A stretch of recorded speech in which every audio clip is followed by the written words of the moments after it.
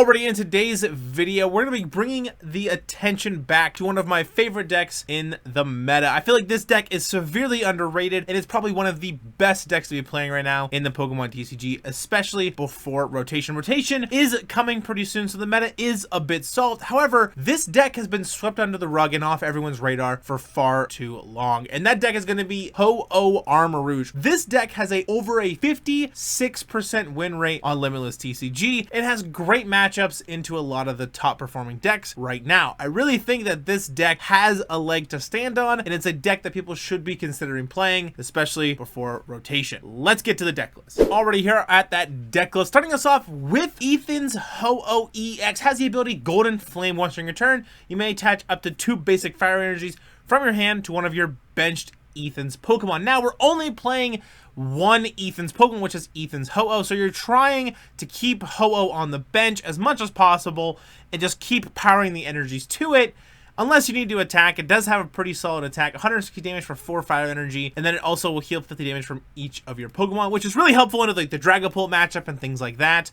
But the way you get the energies off is where Armarouge comes in. Armarouge has one of my favorite abilities in the entire Pokemon TCG, being Fire Off. As often as you'd like during a turn, you move a fire energy from one of your bench Pokemon to your active Pokemon. So it's a really solid ability. Being able to manipulate and move energies around is really good. Now for the other supporting Pokemon we're playing in this deck, it's going to be a lot of 1 copy. So we're playing 1 Latias for that Skyliner for Free Retreat, 1 Iron Bundle for Hyper Blower, 1 Iron Leaves for that Rapid Veneer attack and for that Charizard matchup, or even the Enzorark matchup as well. Being able to, when you play this Pokemon from your hand, you can put it right from the bench to the active and then move any amount of energy from your other Pokemon to this Pokemon, and then being able to hit for 180 with that Grass Weakness is really solid. Iron Hands for that Amp you very much, take extra prizes. That Chi-Yu for that Mega Fire of Envy attack, being able to punish, you know, decks with a single prize Pokemon. Things like Goldengo, this thing can take a knockout on a good Goldengo EX. Pretty easy for that weakness, which is really nice. 1 copy of Mew EX for the restart and genome hacking. Koraidon EX in here as well to be able to deal with Mega Kangaskhans and other Blood Moon or Salunas and things like that. Pheasant Ditty for the script. Wellspring Ogre Farm for that Saw Block and Torrential Pump. Liz Clefairy EX to be able to deal with Dragapult and other just kind of things that are weak to that Psychic type, or making Dragon Pokemon weak to Psychic. Pecharunt, so we can get that Free Retreat kind of going in and out. Plus, Irritated Outburst is an absolutely broken attack. Times this attack does 60 damage for each prize card your opponent has taken, which is really insane. Then we have Squawkabilly for that Squawk in Season setup.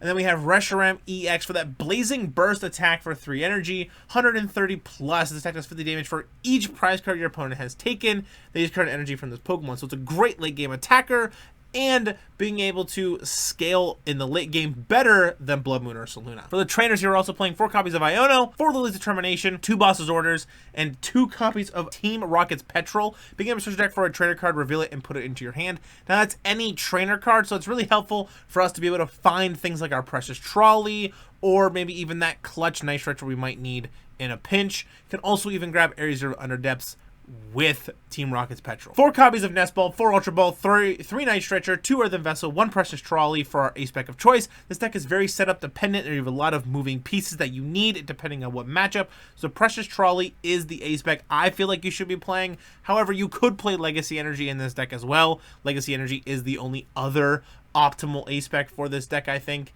1 copy of Energy Retrieval, 3 copies of Area 0 Under Depths, 7 copies of Fire Energy, and then 4 copies of that Prism Energy. Let's get to the gameplay. Already here at that gameplay, starting us off with that coin flip, we are gonna go first. We really want to get our Charcadet evolved into Armarouge as fast as possible. It is a very pivotal and important card in this deck, so we really got to make sure that we got it set up. Now, the rest of our starting hand is not terrible, actually. Got double Nest Ball, which is really good. Got the Koraidon, which is pretty solid as well. I'm actually thinking about even putting it into play here early, because I'm like, it's a pretty solid attacker and do a lot of things. If I can punish my opponent really early, if they're playing maybe some sort of Ceruledge deck or maybe a Goldengo deck, I can really just get some chip damage in really quickly as a fast attacker, and Koraidon can do that. So Nest Ball here Instead, we're going to get a Squawkabilly down, so we got to get set up. I realize that's actually more important. We already got a Charcadet in play, and I'm thinking, okay, you know what? We're going to get the Ho-Oh. We got to have the Ho-Oh in play as well. We're going to throw down the Area Zero Underdepths. I'm contemplating on the Koraidon again. If they're playing a fast, aggressive deck and they take the knockout on Charcadet, I could go into Koraidon, but I opt out of it. I'm like, you know what? I think it's going to be fine. We're going to Earthen Vessel here. We're going to pitch the Team Rocket's Petrol, actually, or Area Zero Underdepths. Either one is fine. I think pitching the Fire Energy here actually was a mistake, and I don't think I should have because now I'm missing an attach return. But the deck is pretty difficult to play, I feel like, and we're still learning as well. But Nest Ball here, again, we're eyeing up that Latios. I think it's a really solid card to just grab right now. Getting the free retreat out of the Charcadet right now so we don't have to commit to attaching an energy to retreating out of it, I think is really important. We're going to actually commit to the Squawkabilly as well, because if we try to go for a cheeky little cosmic beam attack on their soul with their Soul Rock, I'm going to at least resist it and only take 50 on a Pokemon that ultimately has already done its job. Our opponent here going to Hilda and then just attach and pass. So we're in a pretty solid position right now. Ultra Ball going to pitch to evolve into that Armarouge here, but I'm like, all right, what do I need to grab? I can grab some cards. I need to draw some cards. I got 0 cards in hand right now. So I'm like, all right, you know what? I think Mew-X is a fine grab right here. Genome Hacking is really solid as well, depending on what deck they're playing. So we're going to restart, get 3. Not really what we were hoping for. It's a bit unfortunate, actually, that we kind of got in this situation, but we can do a little cool play, and I like to do this every once in a while if I can see my opponent is a little bit falling behind. Ho-Oh Armarouge is a deck that does require setup, so I get to motivate for 20 damage here. Putting my Fire Energy from a discard pile back into play and getting some free chip damage in is really solid. I think Squawkabilly is a very underrated attacker when you get to actually use it, and this was a moment where I got to, so it feels pretty good. They're going to Boss Orders up the Armarouge here, trying to bottleneck us. However, we're going to see what we can do here. We're in a position where we can fire off moving 3 energies from our bench into play and actually just Flame Cannon and take the knockout. But we're going to have to see kind of what the plan really is with that. They also play down a Fuecoco, which is kind of interesting. I've been seeing people cooking up with some interesting decks lately, and Skeledirge has been one that I've seen one other time besides recording this video, actually. But we're going to fire off here. We're going to, of course, use that Golden Flame ability, get 2 energies in play, then fire off, put down the Hyper Blower Iron Bundle as well. We still have Prism Energy attached return as well, so we're going to put that to the Ho-Oh. We get to restart for 1 here, so draw that into another Prism Energy, and I'm like, do I want to Flame Cannon the Soul Rock? And I think I do. I put my opponent in a position where if you can draw cards, you now need Soul Rock and Lunatone to do it, so really being able to capitalize on my opponent's stumble a little bit. But also, even if they didn't stumble, we were in a pretty leading position. We had the Armarouge, we had a bunch of pieces that we needed, and now we're in a situation where next turn we can Hyper Blower, get rid of that Charcadet, play the Wellspring Ogerpon EX, increase our bench size, and then just let it rip. Our opponent here is going to Rare Candy into that Skeledirge, however, and then of course also use that Fighting Gong to be able to find the Lunatone so they can get some draw engine rolling. Attach the Fire Energy to the Skeledirge, Luster, Burn, taking the knockout on our Armarouge does feel a bit bad because now we have to set another one up. We need to get another Armarouge. This deck is very dependent on it, and we got to get another one set up, which is very, very possible still. We're going to attach for turn here, Ultra Ball, discarding 2 cards from our hand. Gonna get that Fezandipity. Now, this is a kind of a little bit of a misplay, I think. I think grabbing Fez was fine. I also think grabbing Charcadet is also good. So I could take the knockout on their Charcadet here. We ended up getting completely unpunished, actually. It can get Fez.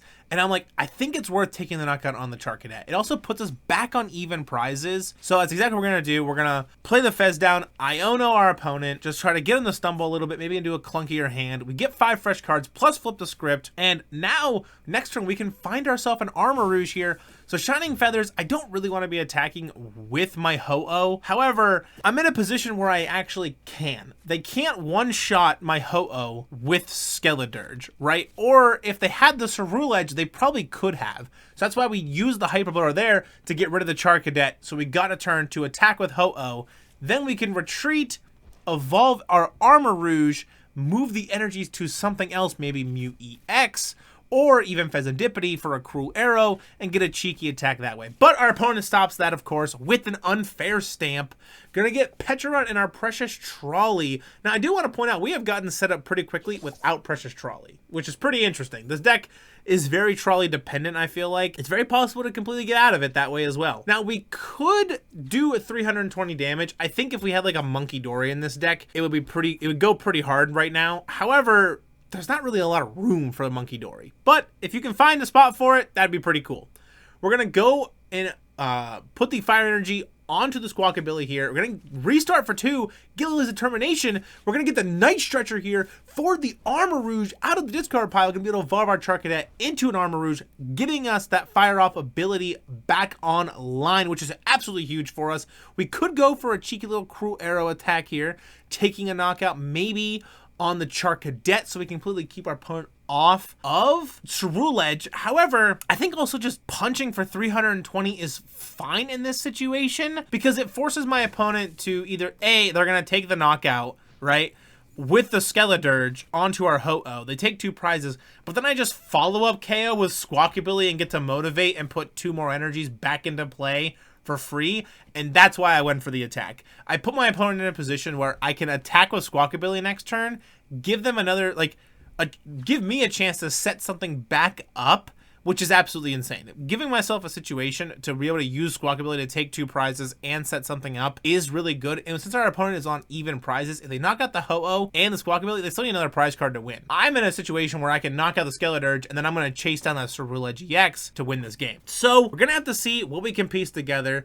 The reason the Motivate is really good in a situation like this also is because if the Ho-Oh dies, I can Ultra Ball, find my Reshiram, Motivate, put the energy to it, Night Stretcher the next turn, attach, and then instantly KO the Ceruledge. Our opponent here just really churning through their deck, discarding a bunch of cards, Earthen Vessel, discard, you know, just we're really getting there. An Abyssal Flames for 210 damage is going to take out our Ho-Oh EX. Going to put us to a 3-4 split here. We're going to see what we can piece together. We're going to top deck Boss's Orders, which is absolutely huge. That puts the play I was just talking about back online. We're going to get the Ho-Oh out of the discard pile, though. We're going to wait to put the Reshiram back into play because now I'm in a situation where I can put the energies back onto another Pokemon, move them later. We do flip the script and get the Reshiram, however, which is huge. So motivate for 20, take the knockout on the Skeledirge, and now we're going to put 2 energies onto the Ho-Oh EX, taking in 2 more prizes, putting us to a 2-3 split here. Get the Iron Leaves, get a Fire Energy, which is absolutely huge. If they knock out the Squawkabilly, we can just go, okay, promote Ho-Oh, put the Reshiram down, attach for turn, fire off, move the 2 energies to the Reshiram. Once we get into the active spot, we get free retreat because of Latias, and then we can just blow something up for an insane amount of damage because they'll have 1 prize card left. Our opponent here gonna Lunar Cycle, discard a Fighting Energy, try to find a way out of this. They really need a hand disruption here. They need to find, like, an Iona would be really good, a Judge would be good. They already used Unfair Stamp. They did use it a little early, I think. However, at the same time, they probably didn't expect me to go Mew, draw into good stuff, Pheasantipity, draw into more good stuff. It does happen. Carmine gonna discard their hand, get 5 fresh cards, gonna be able to get the Crocodile in, Abyssal Flames, taking the knockout on the Squawkabilly, gonna get 2 more prize cards, putting us at a 1-2 split. We're going to toss the Mew EX up into the active spot, but we already got the game here. We got the GGs. We're going to use that Golden Flame,